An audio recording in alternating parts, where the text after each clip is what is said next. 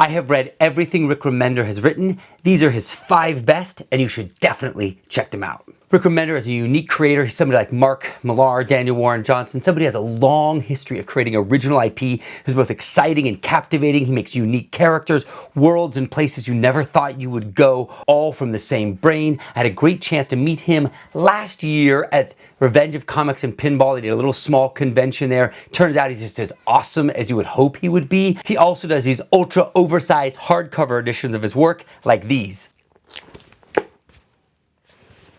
This one is for Deadly Class, and he signed this one for me. Pretty dope. 4 volumes in this. I have been reading his work for 18 years, and he never lets me down. Some are great, some are good, but these are the ones that really did it for me. Fear Agent. This was his first book, came out in 2005, if you can imagine, and this was still a masterwork when it landed. I love this science fiction series. It tells the tale of this self-deprecating, self-defeating, ultra-charismatic and skilled, yet highly flawed and arrogant exterminator who goes to planets, he picks up contracts, he kills aliens, he gets paid.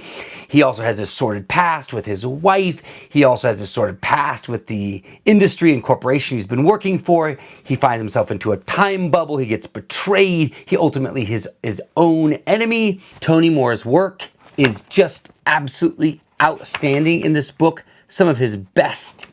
Low with artist Greg Tocchini. Now, this is a very special artist that Rick Remender worked with. He delivers this really tremendous watercolor experience. It's not quite like anything else out there. This is a very hard-hitting series about civilization having gone underwater because the world has become too polluted.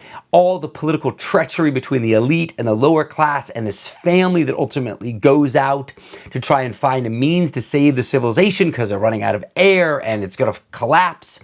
It's dark, it's nihilistic, and one unique thing about this is he takes characters who you hate and turns them into ones you like, and the vice versa. It has an ending that'll knock your darn teeth out.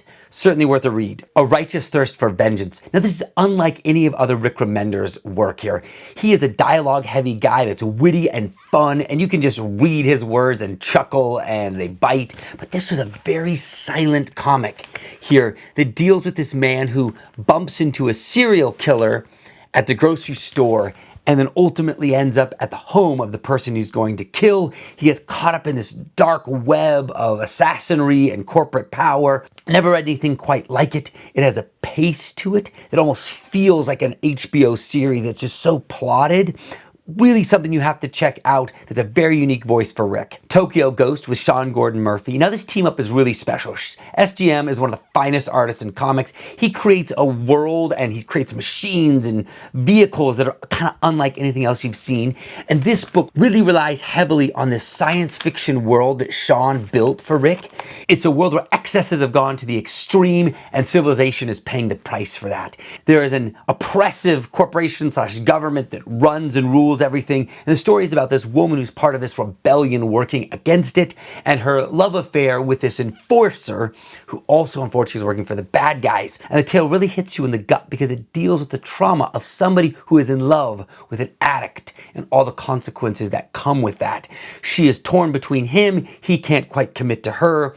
Their relationship breaks apart, causes calamity. This book is both a visual feast and an emotional roller coaster. The Sacrificers with Max Fiumara. This is one of his most recent works. It just came out. It's a fantasy tale, anthropomorphic characters. This fantasy world that he has built is a thing of beauty. It's a tale of gods and anthropomorphic heroes set in this world where the gods have become oppressive to the people that they're ruling over, and there are individuals who are sacrificed every year to keep these gods young. There's treachery amongst the gods on who should have the most amount of power, not unlike our own political arena. And this tale of this anthropomorphic bird who is one of these victims who is supposed to be sacrificed in his wild journey through this treacherous world and the betrayal of one of the gods and his daughter.